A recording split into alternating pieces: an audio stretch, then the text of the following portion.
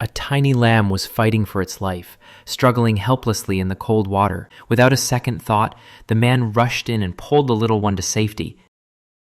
They waited, praying its mother would return, but she never did.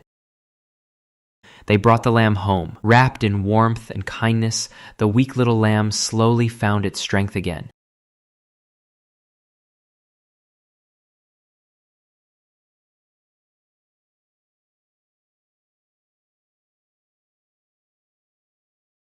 Day by day, it grew stronger, until it was no longer just a rescue, but family. This story reminds us true family isn't only about blood, it's about love, compassion, and the bonds we choose to create.